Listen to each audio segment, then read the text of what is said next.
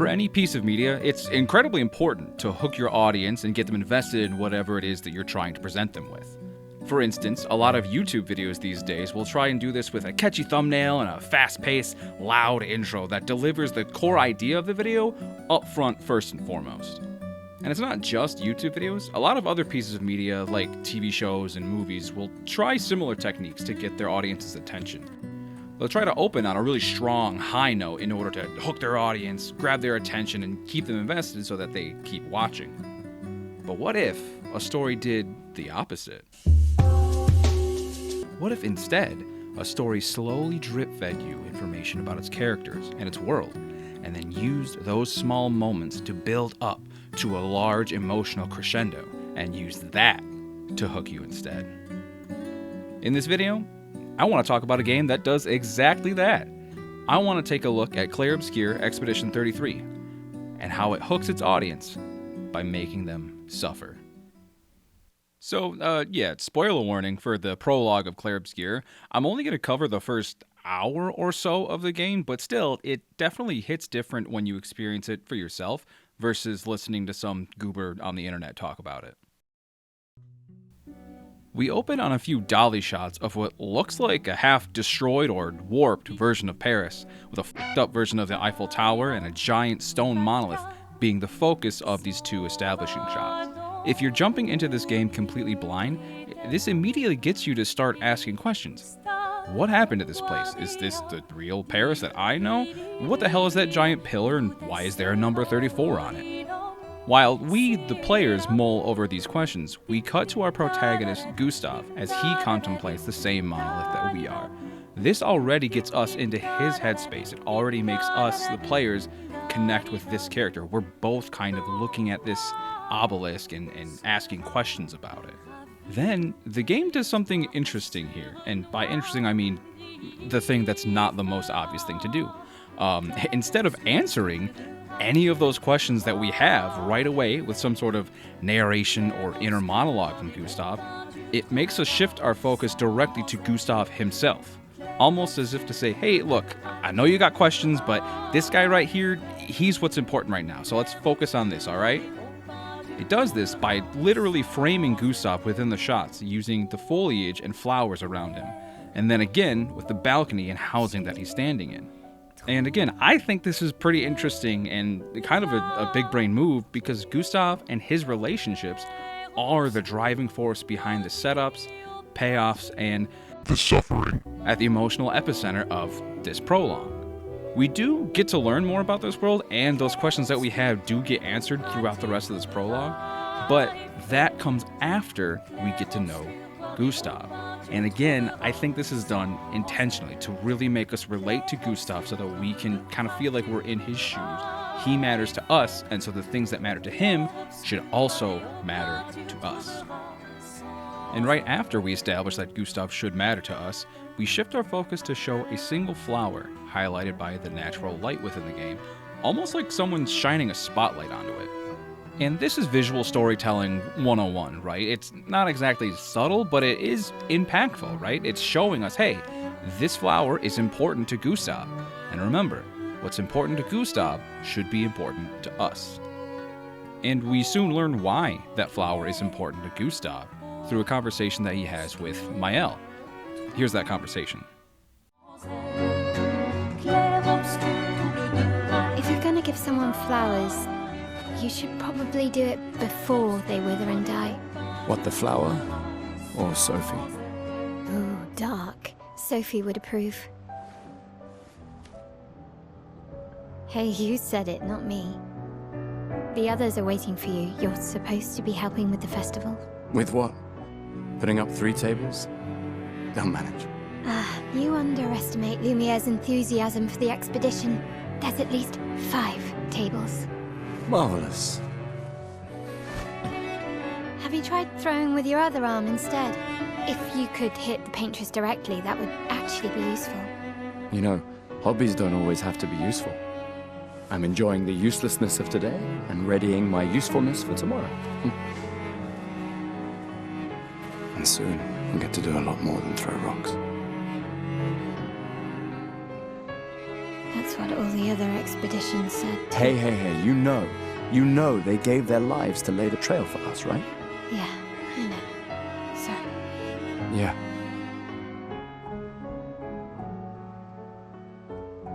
You still got a flower to give, no? Yes. Just... I'm not sure how to start. After 4 years apart, what do I say to her on the day of her gamage? You're asking me? I don't know. Sun's about to set, so be direct. Hey, Soph, been a while. Could we... This flower is for a woman named Sophie, and Sophie is dying. Withering away, apparently, according to Mael. Through the rest of this conversation, we learn that Sophie and Gustav are actually exes, and they haven't seen each other in over 4 years at this point, which explains why Gustav seems to be so nervous. When we do eventually meet up with Sophie, a few things stand out. Sophie is supposed to be dying, withering away, apparently, according to, again, that conversation that we had with Mael earlier. But she looks perfectly healthy. And as Gustav talks with her and that conversation progresses, we see that she and Gustav clearly care very deeply for each other and love each other, even though they've been broken up for 4 years at this point. This leaves us with even more questions. Why did they break up if they apparently love each other so much? Isn't Sophie supposed to be dying? What's going on here? Throughout the rest of the prologue, we do get snippets of dialogue and world building that provide answers to these questions. But I want to dive into the important parts of the world building now so that we have context for the things that I want to highlight later in the video. This world is at the mercy of an entity known as the Paintress. Every year, she wakes from her slumber and paints a new number on the monolith that she sits under. These numbers are painted in descending order, and once she paints the new number, anyone of that age or older immediately dies. This is what's known as the Gommage. And today is the day the Paintress wakes up and paints a new number, which will be 33. We learned from some dialogue from Mael earlier in the game, before we met up with Sophie, that Sophie is 33 years old, which means that this Gommage will be the one that claims her life. Okay, that explains what's going on with Sophie and why she's dying, but what does that have to do with why she and Gustav broke up 4 years ago? Well, it turns out it has everything to do with why they broke up. There are 3 conversations that I want to highlight where both Sophie and Gustav get to express their feelings on the issue that drove them apart. This first conversation is one that Sophie has with her... Well, I don't know if they're friends exactly, because this character comes in pretty f***ing hostile towards Sophie. Let's take a look here. Oh, Sophie. Marie? Your flowers? I didn't know about... I thought you were younger. And yet you didn't have children. I'm not having this conversation with you again. Not today. Do you care so little about the future of Lumiere? How can you be so selfish? I'm not selfish enough to bring others into our doomed world. I know we are not many to think like this now. And it destroyed my relationship. The person I loved the most. Now, if you'll excuse me, I'd like to spend this moment with him. And you should cherish this moment with your daughter. Sorry. See you at the harbour.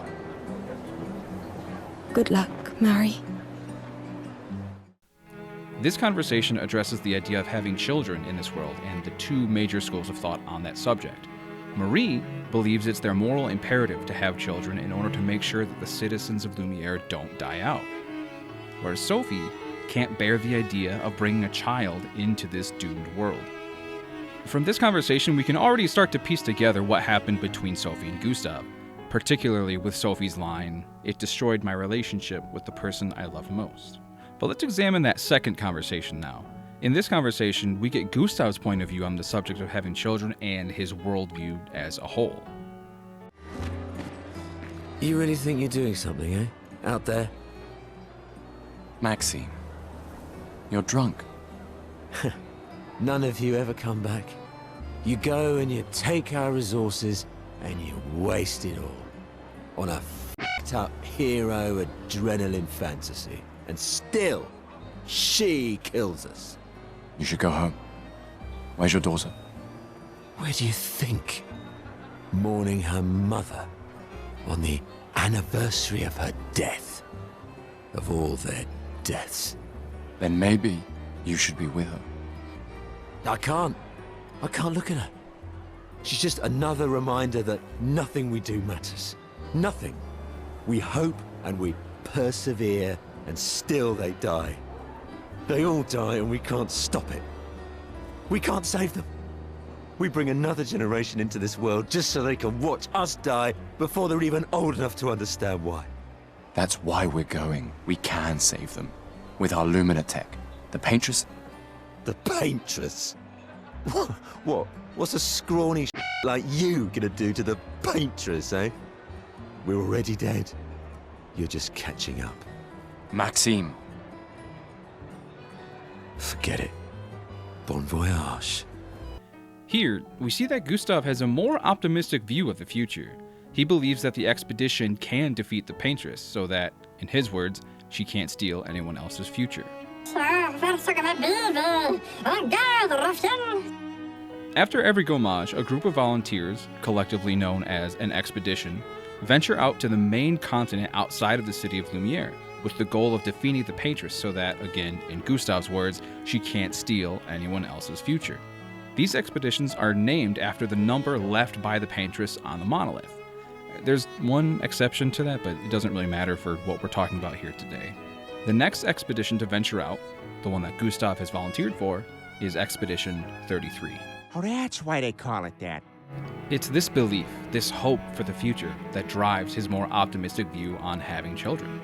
As you can imagine, this clashes pretty fiercely with Sophie's feelings on the matter. So we can already piece together that this is probably the fundamental force that drove a wedge between them. And if you were looking for any more clarity, the third and final conversation I want to look at spells it out pretty damn clearly. Let's take a look at that now. Oh, hi, Sophie. Oh, Mael. I didn't expect to see you here. I'm volunteering to help guide children who are losing their parents to the orphanage. Those who weren't registered for foster families. How kind of you. I guess I can relate. Take care during the expedition. Gustav told me a lot of wonderful things about you. About you too. I always told him you two should never have broken up. Look at these orphans. That's where we disagreed. But I have hope that you and Gustav will change things, so no one has to go through this impossible choice again. Yeah. Let's hope we will. See you. In the next life. Look at these orphans. That's where we disagreed. It was their fundamental ideas on having children that Gustav and Sophie could not agree on. Their views on the matter were just too different to console, and it led to their breakup. This is also another subtler example of the Paintress stealing people's futures.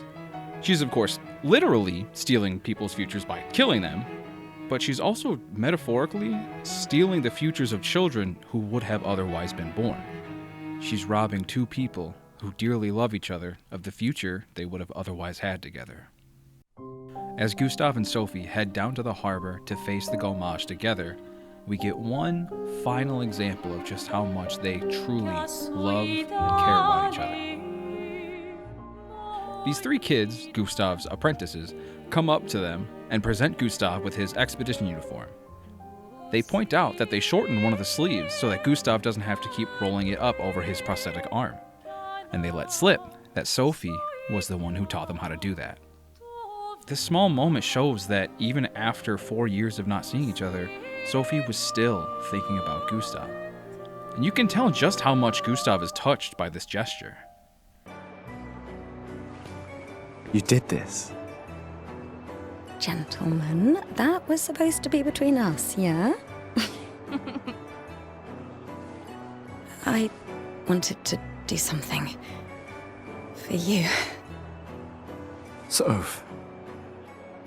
Thanks, guys. This is great. Thank you. You can see it in his smile. You can hear it in the way his voice cracks when he says Soph, and how he stumbles over his words as he thanks the kids. As the scene closes, and we are again shown just how much these two people mean to each other, Gustav and Sophie hold hands and head down to the harbor to face the Gommage together.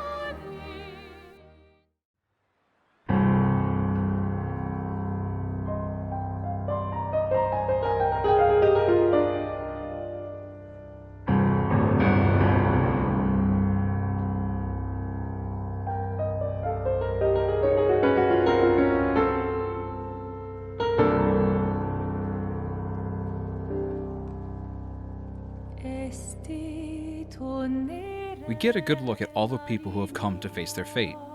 Gustav takes a look around, and it sinks in just how many futures are about to be stolen by the Paintress. As the camera swings around behind Gustav and Sophie, it lands in a way that frames the monolith and the Paintress in between the two of them, again driving home the point that this is what drove them apart. And then, the Paintress awakes. The scene loses color and the music fades out. And then the Paintress paints. As the number 33 is etched onto the monolith, the music comes back with a harsh piano sting, as if to say, "This is it. This is the moment you've been dreading." Then a soft swell of somber vocals, piano, and strings set the stage.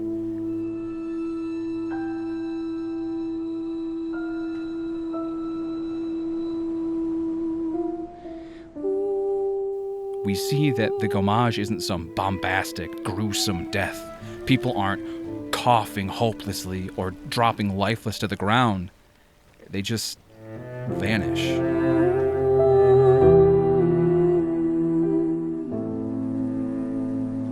We cut to different shots of people vanishing, some alone, others with their loved ones, children watching their parents disappear forever.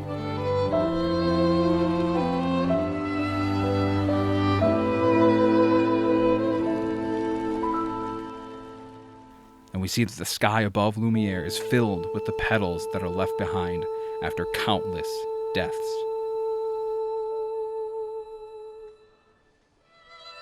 And then we cut back to Gustav and Sophie. They get to share one final moment, one final word with each other. I'm here.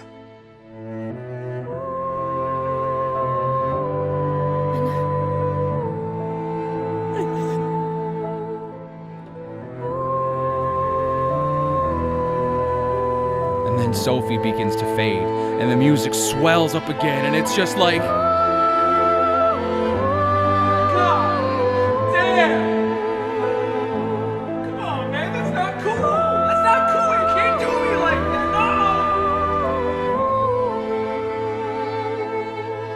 No! It's as though the music itself is weeping, crying out in mourning for the loss, for the futures that have just been stolen.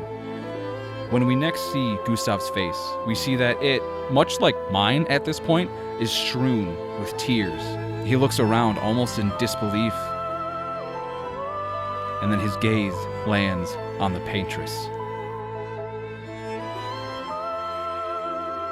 He looks down for a moment, and when he raises his head again, you can see that he is defiant, determined. This Gommage, more than anything, has steeled his resolve to destroy the Paintress, to stop her from stealing anyone else's future. And that's how they get you. They draw you in with an interesting world and premise, make you care about the main character and the people he cares about, and then they rip your fucking heart out and make you suffer. Well, thanks for coming along with me on that depressing ride. Honestly, this is one of the sickest games I've played in a while, and it's definitely my pick for Game of the Year this year. If you haven't checked it out yourself, you really do owe it to yourself to give it a shot. I mean, if this is how the prologue ends, you can only imagine what the rest of the game has in store for you.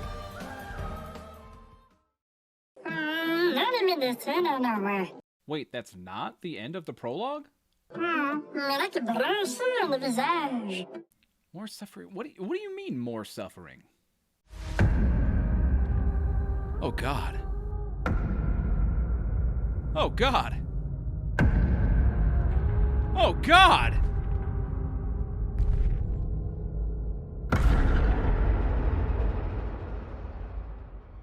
That's how they end the prologue? What the fuck?